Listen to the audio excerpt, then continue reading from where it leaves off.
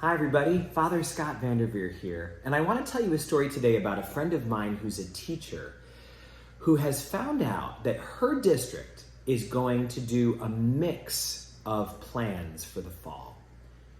Half of her students will be returning to class, and the other half will be online. So she has to figure out how to teach with live students there with many, many rules about wearing masks and keeping distance and making sure that their hands are clean, things that are so hard to convince kids to do. While at the same time having a whole audience of students and maybe parents out there watching when all of the good, bad, and ugly moments happen in her classroom. It's a lot of stress. I think a lot of us would agree that those who work at schools are probably among those with the hardest jobs. In fact, one of the things my friend has said about this is she said, it feels like we're trying to build the plane as we fly it. Can you relate to how stressful that must be? So she said that at one of the in-services that they had, someone talked to them about an image that can help them all. They said, imagine that you are a pitcher and you want to be filled with peace. The job of the teacher is to be a pitcher who is filled with peace. And then if you're filled with peace, you can offer that to all of your students whenever you encounter them. Each of us is a pitcher. We could be filled with just about anything, or we could be empty. But let's fill it with peace, which is probably a good word for a public school system to use, peace. And then your students will have the peace that you pour into them. I think it is true that we have to recognize that the adult is the one who sets the tone in a classroom. The leader is the one who is like a tuning fork, who strikes and then sets that pitch that everybody else can attune to. So if the teacher or the leader is filled with peace, that's what will happen to the students. And if the opposite is true, then that's what's going to be the result. Lots of people with jangled and raw emotions and feelings. So I wanted to talk with you today about what a person could do to fill the peace pitcher. If you are a teacher or if you have any other job that's been affected by coronavirus, and I will tell you that priest for sure is one, what is it that you are going to do to fill your pitcher with peace? I would like to make two proposals for you of things that you can do right now, today, to start to fill your pitcher with peace. And the first one is get near nature. It is important for us to connect to our roots because as we say every Ash Wednesday, we have to remember that we are dust, and to dust we shall return. God has made us to be earthly creatures, people who are part of the earth. We have that beautiful, eternal soul, that dimension of us that is timeless, but we are made of the material of earth. That's who we are. We're people bound to the planet that we're from. So it's really important that we get some time in nature. I'll never forget the first time that somebody told me that when you take your shoes and your socks off and you stand on the grass, that you should remember you are standing on our planet. A lot of us think that the planet is an idea, like, oh, the planet Earth and the planet Mars. But actually, anytime you're outside connecting with the ground, what do we say? It's the Earth. It's our planet. When you feel cool grass under your feet, you're stepping on the planet, a round planet that is hurling through space. Isn't that an unbelievable thought? That we are engaged with the planet that God put us on. And there are billions and billions and trillions of stars out there, many of them with lots of planets. Our sun has 9, depending on who you talk to. Poor little Pluto. But we have a whole solar system of planets revolving around one sun, and there's billions of trillions of those. So what an honor it is for us to stand on our planet and to be engaged with it. In Japan, they have a very densely populated island country where they can't always get away from other human beings so easily. In cities like Tokyo, there's people that sleep in what look to us like filing cabinets because there's very little room and apartment space is at such a premium. And so I'm told that in Japan, many people spend time at least once a week doing what they call a forest bath. Forest bath means you go into a beautiful treed neighborhood or deep into the woods, and for people in Tokyo, they have to travel quite a ways to do that. And you allow yourself to connect with the beauty and the energy of that space. They say that one forest bath a week can moderate people's blood pressure, bring all of the stressors that are in their life into a more moderate zone.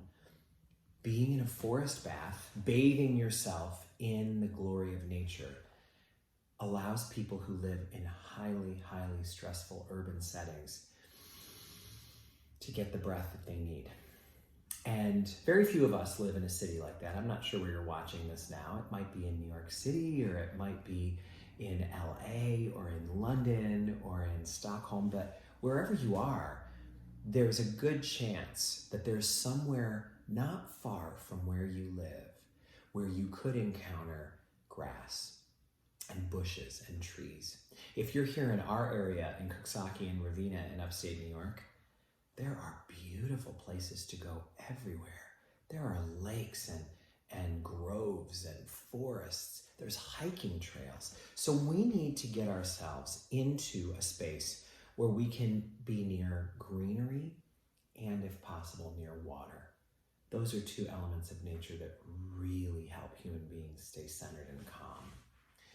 And I think it's also fair to say that the more time you spend in nature, the more you care about the earth, the more you're willing to do something to help our planet and to do whatever you can to reverse climate change.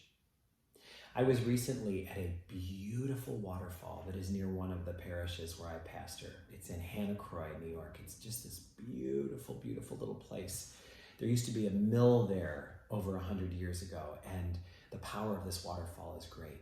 Because of coronavirus, people are often drawn to go for hikes near there. And when I was there, I found paper from people's drink boxes. I found dirty diapers. I found empty cups and lids. I saw that there were people who maybe were in nature for their first time in a long time, who looked up this hike on their phone and then wound up going to a place that for a lot of us is part of our weekly life, but for other people was just kind of a tourist destination. And they didn't know how to respect it because it's been such a long time, maybe since they've connected with nature. People who go for walks regularly, people who are in the forest every day, those people would never leave behind a dirty diaper or straw paper or an empty cup. Not on the ground, not on our planet. That ground is the sacred crust of the earth that we live on. It needs to be revered and appreciated, seen as one of God's greatest gifts to us. So one of the best ways that you can pour peace into your pitcher is to get to nature. Another way that we can pour peace into our pitcher is to take time every day to pray or meditate. 2 ways that you could pray, if you've never done it before, would be, let me have some peace here. One more sip of peace. That should do it. One of the ways that we can center ourselves is what was taught to me as the 3 C's, which means coffee, candle, Christ. You just get up 5 minutes earlier than you normally would, and you have a cup of whatever your favorite morning beverage would be. Maybe it's coffee, maybe it's tea or cocoa, or just a cup of hot water, whatever. It doesn't have to be hot. You sit with that drink in a corner of your bedroom or a quiet place in your home for 5 minutes. And you sip the tea, you light a candle and place it in front of you, and you spend time with God. The 3 C's stand for coffee, candle, Christ.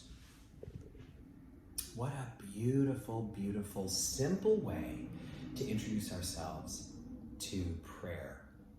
Once you get those 5 minutes, you don't need to say a word. The candle shining will say a lot for you. But there's nothing you need to say. There's nothing you need to do. Just sit there and let that quiet and that stillness work on you. Another one you can see in depth if you turn back to another one of these little pieces of content. It's about a prayer form that has 4 parts, and they represent the acronym TAPA: thank, admit, pause, and ask. All you do is save yourself, it could be as little as 4 minutes. Spend 1 minute thanking God for everything you can think of that's good in your life. Spend 1 minute admitting one thing that is probably an area you need to work on. Maybe it's a specific thing that happened that day that's fresh on your mind so you can think about it. Then take a minute to pause. Just be in the silence. If it's not a forest bath, maybe it's just a sitting bath or a quiet bath. And then you ask for the things that you need from God. You list the people that you're worried about or the hopes that you have for your own life. We cannot give to others what we don't have ourselves. So let's see if we can fill our pitcher with peace. And let's do it by connecting with the beauty of nature, which God gave us as a gift that was meant to be enjoyed. And let's turn to prayer so that our connection with God can be as strong as possible. God bless you.